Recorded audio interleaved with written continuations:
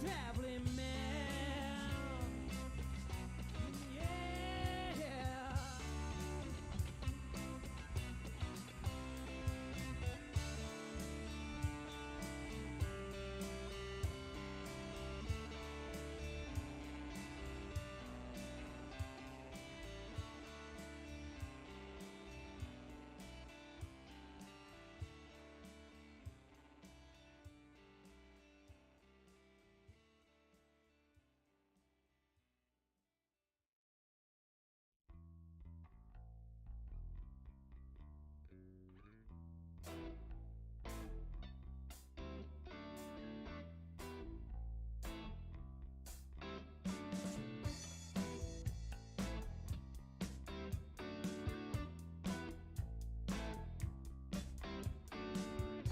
Here we go, go again.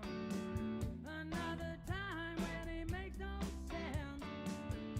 Ain't no place for an open mind. Different view on humankind, and it's killing me. This insanity, yeah, it's killing me. This insanity. Oh no.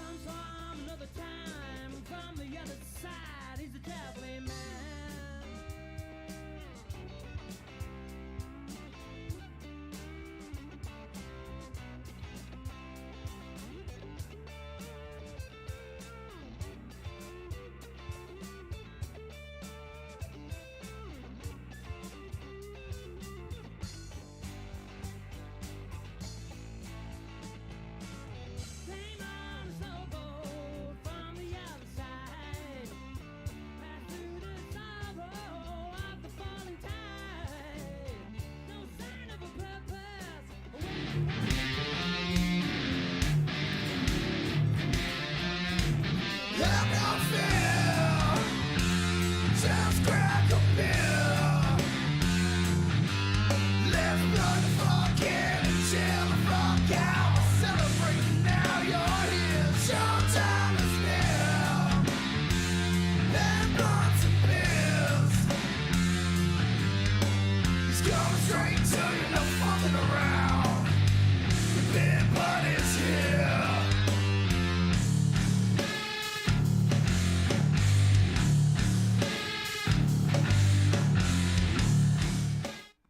What is going on, you legends?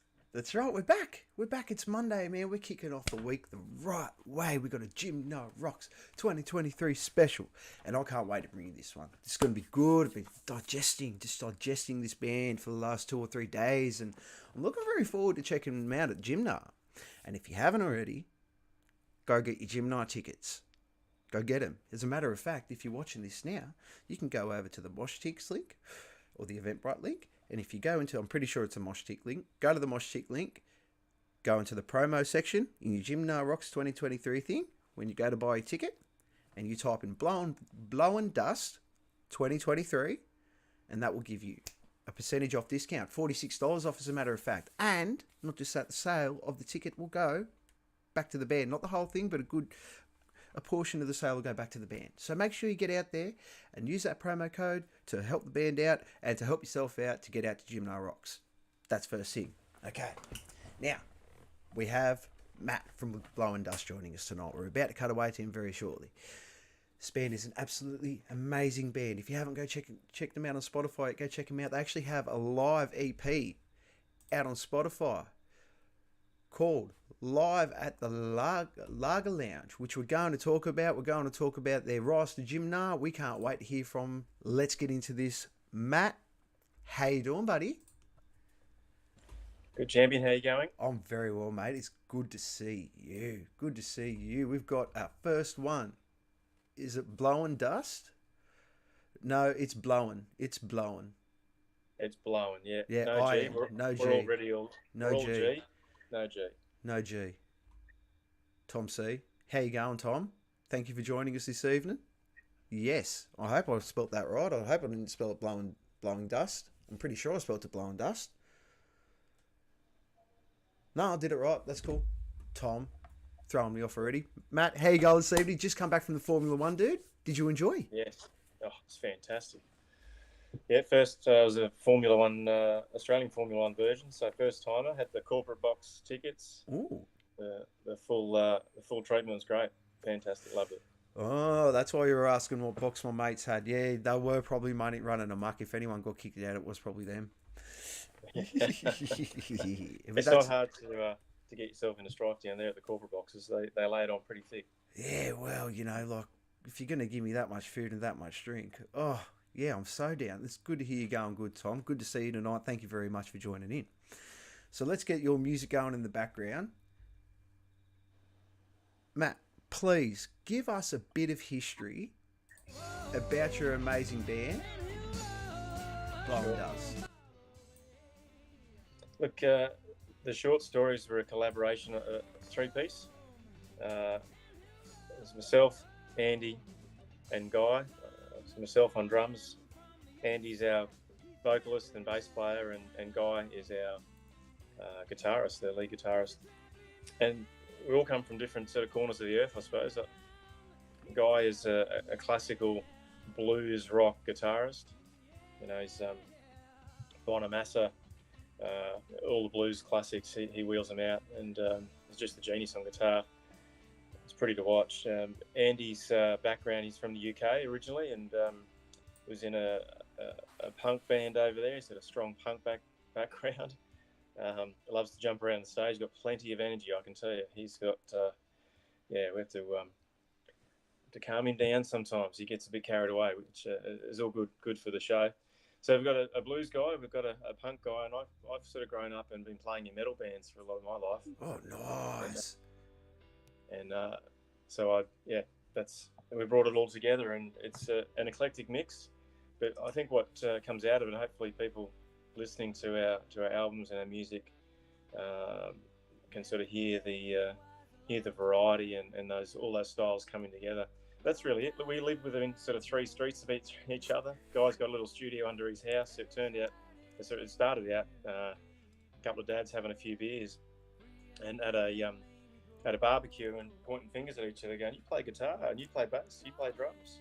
I wish you'd get together and have a jam." And we did, and it just works straight off with a couple of 12-bar blues sets, and it just clicked. So we stuck with it, and it's going really well. We're having a lot of fun.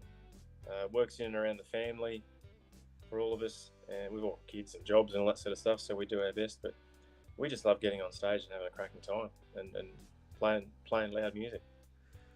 Well, I actually have found that a couple with I'm not going to say older, the wiser people from the music scene are really there for the live aspect, to get their butts back on stage and just get people moving again, and just having that, capturing that moment, you know, just of good stuff. And that's what you get at Jimna. Get your ticket. Get your ticket, yeah. So three dads sitting at a barbecue, all decided just to, mate, have a crack. And I've got to say, for a bunch of blokes that just decided to have a crack at a barbecue one day, it's come out very well. How long have you guys actually been together? What date would you put on the inception of the band? We were talking about this the other day. It's I think it's probably around just ticking over 2 years, maybe. Wow. 18 months, 2 years since we and we knew each other before we came together. It was just a matter of timing. We never sort of could find time to get our backsides, trackside and jam. But in those 2 years, as I say, just clicked together really well, and we read each other really quickly as far as where we wanted to go with some of the songs, and I guess it just clicked and came together really well. That's awesome. It's heaps good. Wow. So how did you manage to meet Karen then, in this whole affair? Yeah, that's I guess a couple of years ago, we had a good friend on the coast up here, Steve Polworth. He passed away from cancer, and he was very, very heavily into the metal scene up here in a band called Holistic. And we knew them through going to see them, obviously, through friends groups and that sort of thing. After he passed away, a group up here wanted to have I guess a bit of a fundraising night for his family, and Karen had so they had connections with Karen, and she was putting together a gig down in Brisbane, and she started a little group, and I got involved in that, and we sort of just connected from there, and just stayed in touch really. And we missed Jimna Rocks last year, missed out on a place there, and we just stayed in touch, and Karen's given us an opportunity which we're incredibly grateful for, to get out there and show people what we do. It's awesome.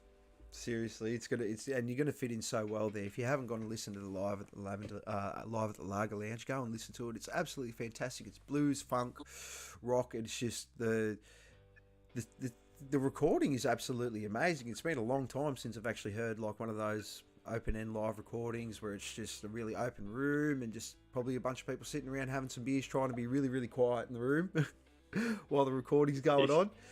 Were you there? You picked it in one. It literally sitting around in a bunch of lounge chairs.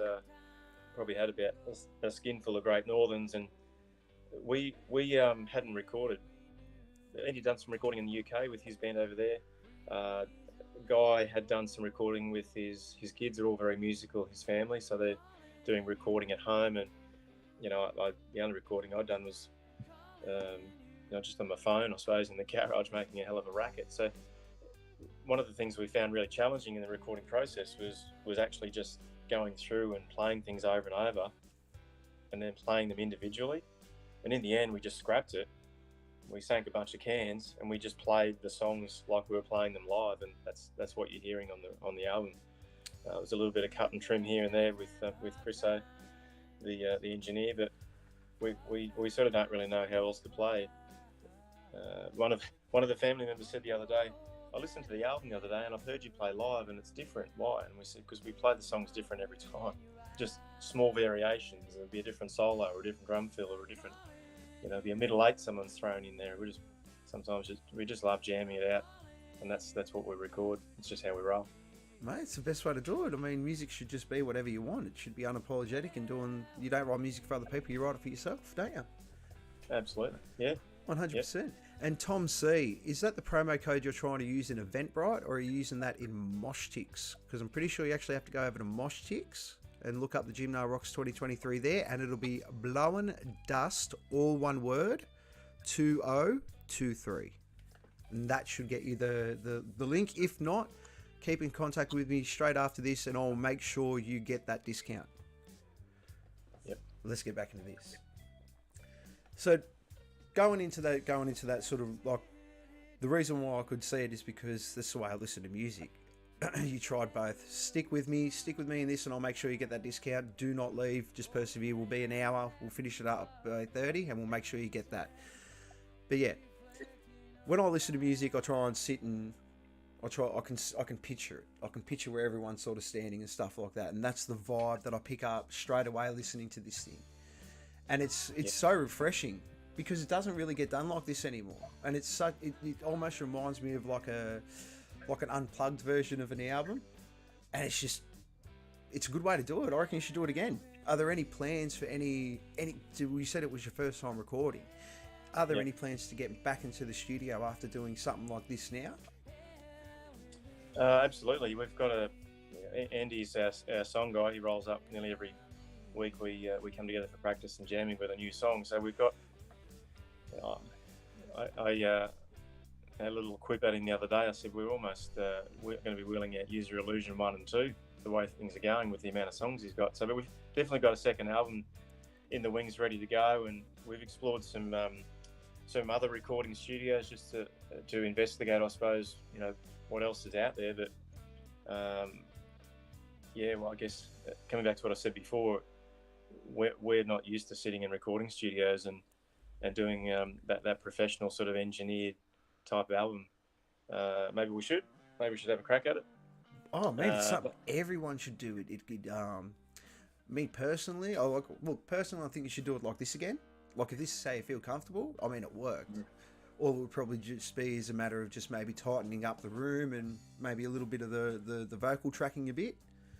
Yeah, that's probably my only critique from the whole thing. Other than that, like, it's absolutely beautiful. Maybe just get your singer, a backup singer, just to thicken out some of those licks a bit. Be beautiful with a female voice too. Like if you just did it for the live tracking. But yeah, I personally think everyone should get in and do an EP or something like that, because it's an experience. When you're sitting there with an engineer and you're really trying to nut out, you got to argue with each other about the way things are getting done. Oh, yeah, it's an experience. Everyone should have it. It sure is. It's been a fun journey for us, and I'm sure there's people listening and that have more professional journey than us. But like I said, we really just wanted to cut something that gave people an opportunity to hear what we did. Festivals is really what we're about. We just want to get out on stage and just make a lot of noise and have a lot of fun, and jump around and entertain. I suppose it's not so much to pump out albums and record a lot, but you've got to do it these days. You've got to get it out there, and so people can listen to it. And we certainly not out to make millions out of our musical talents. We just like getting on stage and having a great time. Well, there you go. It's right there. The success is in the eye of the beholder. Do you know what I mean?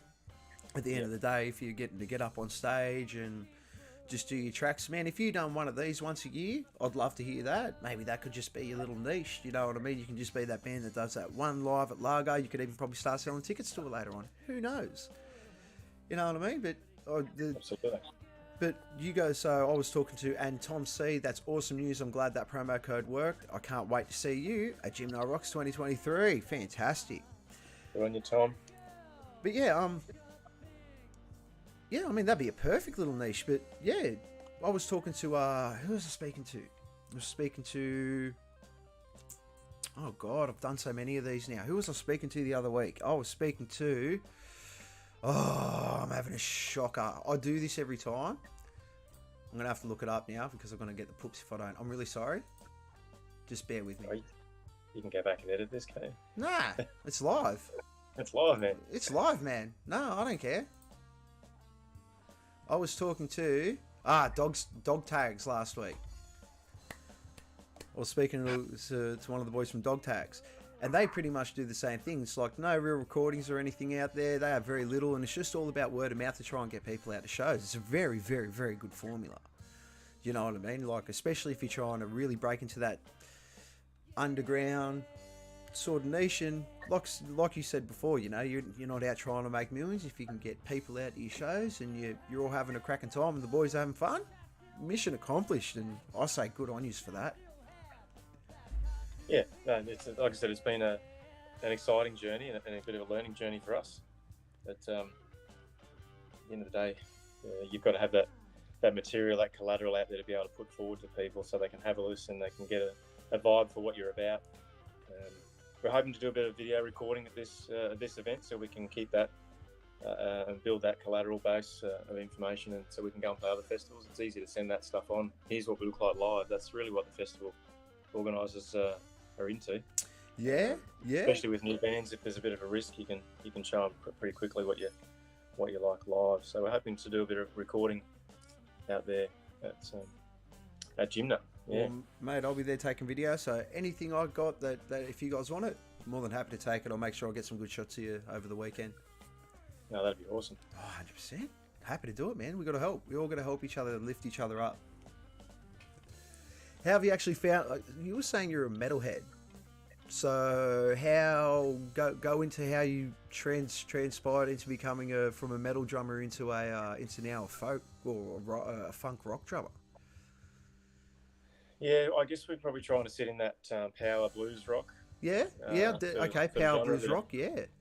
Bit of Cold Stairs sort of action. If you guys know those guys out of the south of America, the southern states, that sort of vibe. But look, I grew up on Metallica and Megadeth, and even Guns N' Roses, and playing in bands and playing all those sorts of cover songs. We went to the boys who were giving me crap the other day because I was trying to get them to come along to Knotfest in Brizzy there. A huge lineup with Parkway Drive and Slipknot as well, and just an epic show. It was a fantastic show. I was deaf for about 3 days after it, but I that's just my genre. I love that. The other boys, it's not guys to cup of tea, and it's not. Andy's sort of into it. He picks up on a few of those songs from time to time. But what I love about the music we play is we give each other an opportunity to express our own musical genres in a lot of the songs, and you can probably hear some of that come through. I'm not a speed metal drummer, so you won't hear any speed double kicking anytime soon. We drop a little bit in every now and then, a couple of fills, but it's more about the pace and the tempo of some of the songs. We've got a new song coming out soon called Double Headed Penny. We're going to break that out at Jimna. It's based on a 12 bar, but it's a heavy rock. It's sort of like when Power Blues 12 bar meets AC/DC sort of vibe about it. And thankfully, these guys, Guy and Andy, they're open to letting me have that input around the tempo, around the beat, and so adding that little metal flavour, if you like. Oh, definitely the way I'm like what's playing in the background now. I don't know if anyone can hear it really that well because it's just sort of playing lightly in the background. The way you go, so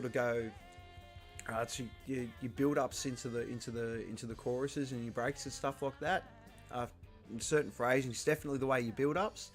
It's all very good. It's very, very. You can hear the metal influence in there, and you pull it back just at the right time. It's good. It's good, man.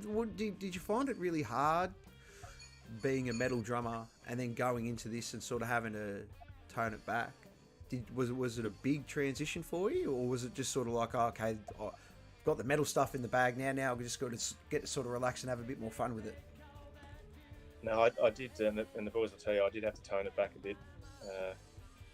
Some of the drum fills are getting a bit wild and woolly there in some parts, but as I was saying, that we allow each other to sort of, push the boundaries, I suppose, through our own genres, and sometimes we go, okay, that's probably going a bit too far in that part of the song. We'll wind that back a bit, but I wouldn't say I struggled, but pretty clear early on. It was no good me going out there and trying to belt the skins out of it. A lot of the songs you'll hear, particularly on the coming up and the new songs and on the Lager Lounge album there, we really work on light and shade with a lot of the songs. We like to, bring it in heavy when we need to, and then also pare it back. And we've got a new song coming out. We'll wheel that out at Jimna called Alone. It's one of the slow songs, and it's a work of art. I keep telling Andy it's a really personal song for Andy in particular, and we're sure that people will get that vibe very quickly. But what Guy's done with the guitaring in that is being able to bring that light and shade in with some beautiful tune and tones, but then it also allows me to drop a bit of style in there. And look, they say success leaves clues, so I don't have to go and make anything up. We just extract things out of all of the songs we've listened to over the years, and if we have any metalheads in the crowd up there at Jimna, they'll probably pick up on a few fills and have their elbows in my ribs later on, going, I know that song. Yeah, that'll be me, mate. That'll be me coming up to you later, going, oh. But we think that's sort of cool, Guy does a few licks here and there that'll be a strong lead out of a fairly famous sort of bluesy song, and Andy's the same with a punk line or with a bass line there. So we sort of think that's cool. I mean, you're not playing the whole song, you're not doing a whole cover, but if you can extract a little bit out of every now and people go, I know that's cool. Familiar. Fuck God, I keep fucking up this word during podcast. Familiarity will make people automatically draw them in, and then make them want to listen longer. I mean, it's happened with me recently. There's one band in particular, and they use like a couple of really, like, it's so close, and I'm like, oh, I know that song, and it just caught me straight away. And it's such a good idea. More bands should do it. It's not plagiarism only if you use this much. Yeah. I'm hearing you. Yeah, it's good. Are you guys good? Next question is, what can we expect for all the people watching out there that watch this afterwards? What can we expect from a Blowin Dust live set? Well, from Andy, you're going to get a lot of energy up front. He's a whole bowl. He's like a nuclear power station with a guitar in his hand. It's we just try and keep the energy pretty high. We get very nervous before we go on, and mainly because we're still a bit new to this sort of game. We're only 2 years in, I suppose, playing together. We try and get a bit of stage time at some open mics and a few little, stage opportunities with people we know in the pubs and clubs scene, which helps with the nerves. But I guess what you can expect is just a bit of hard and heavy, a bit of swing in the hips, a bit of toe tapping, clap along, probably a bit of variety more than anything else. But what you won't get, and I know Andy's big on this, and I am too. We just don't like playing. We don't like to. If there's a tune or something that comes through a little bit vanilla, then Guy's going to tangle up a big solo in it, or I'm going to put a beat through it because, and Andy will do the same with the vocals, just to keep that momentum and that light and shade moving through the song. And look, we seem to think it sounds all right. We hope everyone else does too. Oh, we will. We'll love it. It'll be well received. Can we get a bit of an? Oh, I do. I probably have the set list somewhere. But do you know what time of day you guys are playing on that weekend? Karen's got us 6 p.m. on Sunday. Nice. On the Sunday night. But we're the first band on after the break. Nice, that's a good slot, man. You guys, that'll be good. You'll be kicking everyone off straight after their feeds and getting everyone in the swing of things for the rest of the night. I'm looking very forward to it. Yeah, we like that spot. We've sort of engineered a set around, everyone's coming back from a break. Let's get the energy up. Let's start leading into the bands for the rest of the night, and get everyone tapping their toes, jumping around. Good. Have you guys got any merchandise or anything that anyone will be able to purchase at this lovely event? Probably not. We'll try and have something. We went and got 3 shirts made the other day with our. I should have brought it out. Actually. Yeah. And you can run over and go get it if you want. Yeah, I can't. Yeah, go. I'll tell everyone how to get Jimna tickets again. All right, everybody. So, while Matt goes and gets that shirt, if you haven't already, go and get your Jimna tickets. Tom C used the promo code too on the Mosh Ticks website, and it worked. So, for all those out there, if you haven't already, go over to Mosh Ticks, go in the little promo section, and you type in Blowin Dust, all one word, 2023, and you will get $46 off your ticket. Not just that, a percentage of that money will go back directly to the band, helping them out to buy merchandise, record, and stuff like that. So, if you haven't, go get your ticket. Don't forget, Blowin Dust 2023, all one word. I hope you're all having an absolutely fantastic night. I'm so happy. It's a good way to kick off Monday, really. Really, it's a really good way to kick off Monday. I'm looking very forward to Jimna. I've actually got a camper. I'm pretty sure I've mentioned it like 30,000 times. Yes, I have a camper that I'm getting there for the weekend in. It's going to be, it's going to be mint. It's going to be so good. Cannot wait. But yeah, how are you all out there in Streamland? I'm very good. I just hit the mic. And Matt is back. Let's have a look at this t-shirt, my dude. Oh, it's screen printing science. It's I like wow. that. Nice and simple on the front. I like that. Hey, very good. It's just our picture, I think. Mate, it's a sold t-shirt. It's a sold t-shirt, sold a bit of merch. My brother's got a HKU, and we took it down the park. Just got some photos with it, so we just had some photos of us to use to send out to people who went, "Who the bloody hell's Blowin Dust?" Yeah. And then Andy went and got that stuck on the back of a shirt. So anyway, that's merch. Mate, I'm not very sure good. not sure we'll have much, but see how we go. That's alright. That's alright. Doesn't matter anyway. So, as long as everyone's there and they actually get to see and experience the Blowin Dust experience, then that's all that matters at the end of the day, isn't it? They'll probably hear us. They'll definitely hear us. Yeah, good. No, you got no choice there anyway. The sound is absolutely spot on. So good. It is so good. Which song are you operating there at the moment? Do you know which? Yeah, I can tell you right now. It's got Take, Take, Take on. Right. Playing in the background. It's a pretty good song. I just love how smooth the guitar lines are. It's just so... This is beautiful. Yeah. Just it's nostalgic. It's nostalgic in a sense, you know. Like, I know I've heard it before somewhere, so I've heard something that sounds like it, but it's just it's awesome. And it's Yeah, you can hear the punky stuff coming through. Oh yeah. When it speeds up a bit. And this is the Good. one. Yeah, apple pie. It's the best stuff, man. It's the best stuff. Excuse me while No, Keep that's my- all right. keep That's my, all right. I'll uh, get you off my camera watch, while you enjoy that. So people do. So being a metalhead, you know, growing up with metal and stuff like that, what would be your the most, well, I guess your favourite album, the one that set you on the path to becoming a drummer and becoming a rock star in general, Matt? Oh, that's a really good question. There's probably not really one. I could probably rattle off a couple. Do it, man. I can't wait to hear.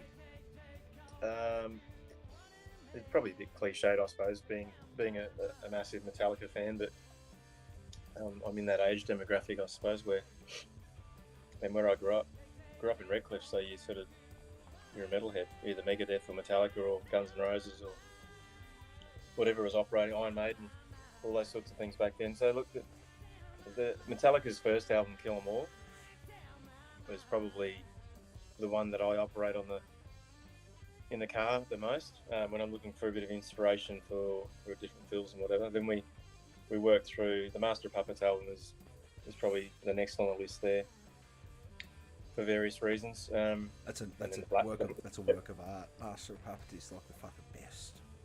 It really is, and I have a side gig or a side band with my brother and another guy we went to school with, and when we get together and jam, we basically just go through the whole Kill 'Em All album, and then we go through the whole Master of Puppets album, Nice. and then we sit down and drink beer, and then we go through the whole Black album, and then we have a few beers, and then we do it all again. Like we just love it. Yeah. It's good old fashioned fun. But so they're probably three Metallica albums that were inspired me a lot.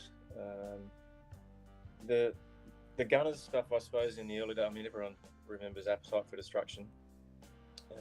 what I love about that album is the way Stephen Adler uses the cowbell, and I hadn't played the cowbell in, I think, since I was in high school. And it was probably where I was standing up the back of the school orchestra just with a stick and a cowbell. That was the last time I played. And I probably got like 3 bangs on it in one massive song, and that was it. But when I joined up with Andy and Guy, I felt like it was a worthy inclusion with some of the blues rock sort of stuff. And so I went back to Appetite for Destruction, and there's a lot of cowbell in Night Train and a few other songs on that album. And the way that Adler times those,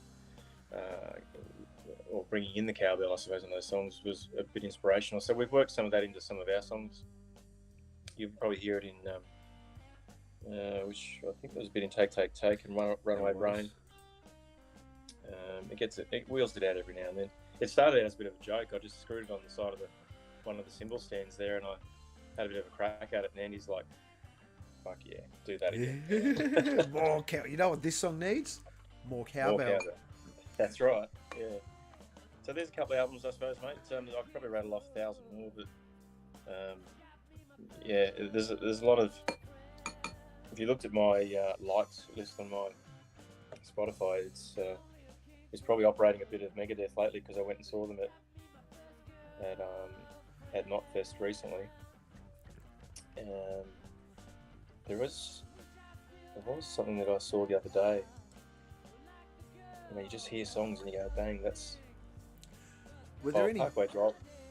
Were there any They're bands right, at Knotfest? A very interesting question for you. Excuse me. Were there any bands at Knotfest that you checked out that you hadn't seen before that you were surprised about? Yeah, there was the Viking crew that was rolling around. Oh, yeah. I caught them at Frankie's Pizza on Halloween. Yeah, they were pretty good. I can't remember. Were they Amos Amity, something like that? I think they were called. Did you see them on a Marth? Is that who you're talking Is about? it? Or are you Is talking that what they about? were? Or are you talking about the guys that get up in the full Viking gear, like they come out like conquerors, and the singer's a real heavy guy in a leotard?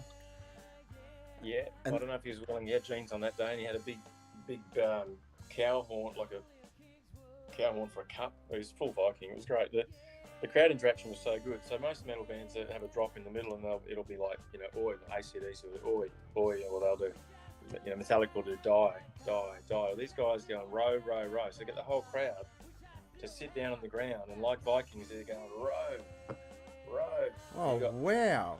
90,000 people watching these guys all sitting on the ground rowing their boats. It was Trying to find incredible to see. No, I'm on a Marth. That's who you're talking about. Probably I'm on a Marth. Yeah, I might have had a few by then. They are very good. They are something to be witnessed. Well, that's yeah. That would have been an experience. What was the other? There was another one there that I saw. Story of the Year. Oh yeah. Yeah, they were really impressive actually. They sort of came out and I thought, oh, this looks a bit, I don't know how to describe it, but had like a lime green guitar, white jeans and white runners on, Yep. and bleach tipped hair, and I thought, ooh, it's like, I don't know, it's just like metal Wham or something. I don't know what's going on here. They were massive back in like the late 90s, early 2000s, sort of through Yeah. like the 2010s and stuff like that. That was solid as, man. That was solid as back in the day. Story of the Year. They haven't lost anything. They were really good. That's good, man. I'm glad that you got to experience some other stuff too. That's always good when you get out to those shows and you see. Did you manage? Did North Lane play at that one? Did you manage to see North Lane? What do you reckon of Saw them? North Lane. Yeah, not too bad. Not too bad at all. Probably a bit course. techier than what you used to. Yeah, it's probably not quite my scene, but yeah, the crowd seemed to enjoy it. Oh yeah. I thought Trivium did a great set. Yeah, Trivium is solid as fuck though. They've worked their shit out. They're in a league of their own now. Go Trivium. Yeah, Trivium are fucking. I've seen that. I've actually I've lost count of the amount of times I've seen Trivium. Just be honest, I didn't go to Knotfest now. After seeing everyone having a mad weekend, looked like it was pretty fun. It was huge. Yeah. It was you know, the stage set went was it North Lane, your Viking crew. Someone else, I think, in the Story of the Year got a start, and then it went Megadeth, Parkway Drive, Slipknot, and Megadeth and Parkway Drive were pretty loud. We're in the crowd for that. Old blokes had to put some earplugs in to keep the screamo out of the ears. Got to look after your ears when you get a bit older. Nah, you should. Everyone should just do that in general. You're not uncool if you wear fucking head earplugs at shows. Public service announcement. Please save your ears. As a little fucking cool little tip. You know when you go to a show and you hear that. Yeah, the high pitch. Yeah, that's the last time your ear will hear that frequency. It's the frequency dying in your ear, and you lose that range in your head. So wear earplugs at shows, guys. I fucking wear them all the time now. It's just, yeah. Well, if we thought they were loud, in between Parkway Drive and Slipknot coming on, someone went over to the master and just went to 11. It was off the hook loud. It was incredible. Slipknot were just so much louder. Not even a little bit. Like I said, that someone's gone from 6 to 11. Bang. It was so much louder. Oh yeah, their sound guy. They probably bring their own sound engineer, and he's fucking. He knows the measurements off by heart, and goes, okay, I need to do this, and this, and not just that. There's fucking 9 of them, so that's just got to be loud. Super loud. Yeah, it was good. It was good though. No, he's good. Are there any bands out there at the moment that you would say currently in the circuit that you guys have been played with, or you're listening to in general, that you would say are severely underrated and that people should be looking out for and give a listen? Yeah, definitely. The boys at Hours of Neptune. And then Trip Sitter. I don't know if you know the Trip Sitter boys. I've had them on last year. They'll be coming on very soon, and we'll be probably doing a ticket giveaway in celebration of their new video. Excellent. Yeah, no, they're good lads and a great crew. We had the pleasure of playing alongside them at the Passport Airlie comp that was on late last year, and they were just really well. Just they've had it switched on. They were just going so well, and it was clear that while they were streets ahead of us, we're a bunch of old hackers just getting up there making a lot of noise, but these guys they were very tight. So I definitely recommend getting on to see those guys for sure. Hours of Neptune and Trip Sitter. I've had Hours of Neptune on already. They were awesome blokes, just really down to earth guys. Very, very, very beautiful sound. I mean, it's a couple of the bands I've had on have really set the tone for the whole weekend in general. It's going to be a very vibey weekend. It's going to be very good. And Trip Sitter with their new single out and stuff like that. If you haven't gotten to listen to that, go on and listen to it. It's just fucking amazing. And like you said, those guys are young and they know they're isn't that just the way though now? Like with all these young blokes that are coming out now, they're 10 steps ahead of the game just with the internet, and especially bands not withholding information anymore. You get a lot of these famous bands that'll get out there and sort of tell you the tricks of the trade and tell you what to look out for and stuff like that, which is absolutely fantastic. It's what's needed within the industry.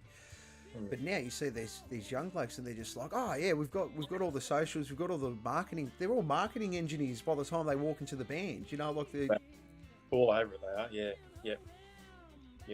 They're absolutely all over it. I need them to come and run our socials because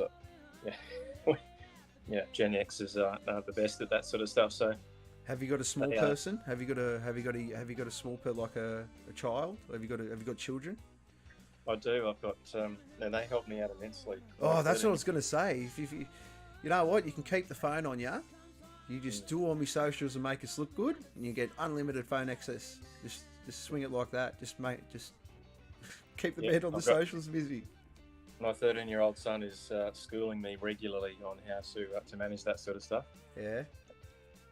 It's the way of the world now, especially if you guys are looking into getting more shows. Like Jimna is going to be a massive step for you, massive step in the right direction. You guys have got the perfect platform for it.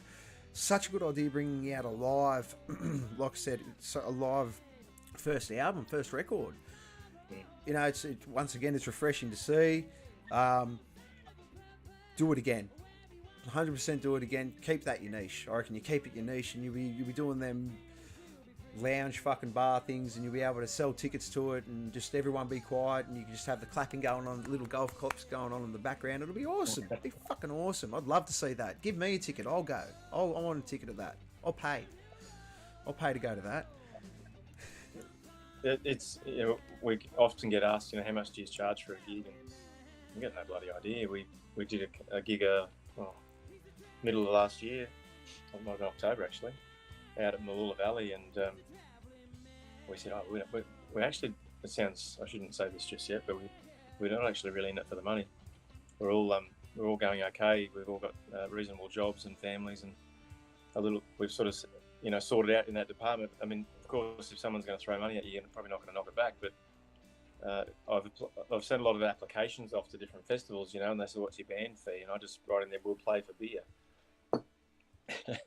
And most of the time they come back and go, "Well, there's beer there, but you need to have a fee, and you need to have an ABN, you need to have, your partnership sorted out, and you got to have a bank account, blah blah blah blah blah." I'm like, yeah, we can do all that. That's fine, but we're not out to make millions out of it. So hold on. I'm sure at some point we'll look to cover our costs as we start to travel around. So you guys, so let me get this straight. You guys have sent off applications. You guys have been doing this for 2 years. You guys brought out a live thing. You guys have sent out interest to other festivals. You have received keen expressions of said interest, and the only reason why you haven't been put on those bills is because you haven't got all that bullcrap sorted out. Is that what I'm to understand? Is that what you just said to me? We've got it all sorted out, but we just we don't even know what bands charge. Well, mate, I mean, just you know what? Throw a number out, and if they just say, "Oh, that's too expensive," then just go, "Okay, what do you want to charge?" and we'll take that. Yeah. Or if they go, "That seems a bit cheap," just go, "We'll put another zero on that, and we got a deal." We've got a deal. Yeah, go for it. No, That's unbelievable. I think it's probably worked against us actually, because they probably think, "Oh, not much of a professional outfit," when all I do is want to play for beer. But we do some Sunday afternoon stuff around a guy's house, play out at the park and down here at La Bolsa, and that's what it's about. Just we know plenty of locals around. We get the word out, and they just come and sit in the park with a picnic blanket and a slab of Coronas and have a great afternoon. Oh, gee. We have a few beers and we're happy. We're happy, and that's really what our vibe is when we go to play at any gig. Really, we did that the same sort of thing at Kings Beach. We did it. We want to do it at Jimna as well. We just want everyone to have a beer in hand, tap your feet, jump up and around, and have a rocking good time. Mate, that's what everyone's going to be doing, 100%. That's what I'll be doing. That's what everyone will be doing. Everyone's going to be vibing. It's going to be a fucking amazing time. You've spun me out with that. That is unreal, because, to be fair, you're like a promoter's wet dream. Anyone would be sitting there going, "Oh, they want his shows. They don't even know their monetary value." Like, whoa. You have the devil in the corner rubbing their greedy hands together going, "Oh, let's see what I can milk out of this teat." But good on you for having that perspective. And it's such a weird thing to hear, but I mean, like you said, you've got the rest of your life sorted out in that aspect. You are literally there for the jam. That's it. Like, if you want any more real, that's sitting right there on that screen right there. That's some real shit. Like, that's a real muso. Like, well, what else can you say? Like, okay, yeah, the fame, the fortune. Yeah, if that comes, that comes. I just want to play shows. That's fucking mad. Like, you've hit the ultimate point of realistic success in the fact that you don't need your band to get big.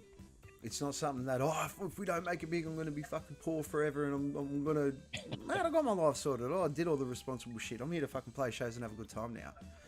You've got the best. In the weirdest way, you get, like, I'm 36. Yeah, I used to play in metal bands all through, like, shit. I joined my first metal band when I was like 14, 15, and I played right up until I was in my mid-20s, maybe later. And gives hope to blokes like me that one day that if you get your life sorted out, guess what? You're not going to need that monetary value. You're just going to get back into it for the right reasons, and that's just to fucking play music. And and that's the purest of fucking heart things that no one can know. Nothing could ever take that away from you lot. Nothing. You've got the ultimate power over fucking anyone ever. That is so good to see. Yeah, and that's what we love about festival action. Like, Jimna's a classic example. Where can you go and listen to 2 days of awesome music? Let's face it, that lineup that Karen's got going there, and our present company included there, I suppose. Mhm. But there's some bloody class acts going there, and then you go and add a weekend of camping. You've got some beer vans, you've got some food vans, you've got a bonfire down the back. It's like a mini Woodstock. I mean, you just can't say no to that sort of thing. And I know I'm selling it up a bit, but we've all got families and we love camping and going away. And that's sort of what we see with some of the festivals. We go, Early Beach, we'll take the family, we'll make a weekend out of it, or a week out of it. And while we're there, we'll play some music on stage, or those sorts of things. So we've been invited to go down to Echuca in Victoria later this year. They have a 4-day blues festival. And we didn't really want to position ourselves as just a blues band, but we spoke to a few people and they said, "Oh no, we think we can slide you in there." And I've got family down that way, so it all works. You can travel and take the family, and everybody wins. Everyone's kicking a goal. But back to Jimna and festivals, like I said before, where can you go? You can't do that at Knotfest. You can't go and set up a tent up the back. No, and have a campfire right in front of your tent. You can't That's do right, that you- anywhere. Jackson, you what's could, cracking, but my security. dude? How you going this evening, Jackson Kingsmill? Thank you for joining in. If you have any questions for Matt, please don't hesitate to ask. Yeah, you can't. I mean, you could try and start a fire at Knotfest, but I'm not sure that the security would like that for too long. No. So that's what we look forward to, those sorts of events, and they're just so much fun. So much fun. Everyone has a great time. No one goes there to have a shit time, do they? No, well, I mean, it's not just that, it's no trouble there. Everyone was very, very mature, was very adult. Like everyone was having a mad time and cutting loose, but everyone was respectful from what I saw.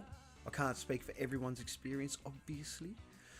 But yeah, it was fucking bad. That's why I'm going again. That's why I'm taking the kids next year. This year's my last year of work up there for Jimna. Next year, I'm coming up for just purely with the kids and the wife, and I'm going to show the kids the experience because they have to see it. They have to see it. I mean, it's something that needs to be witnessed, for Christ's sake.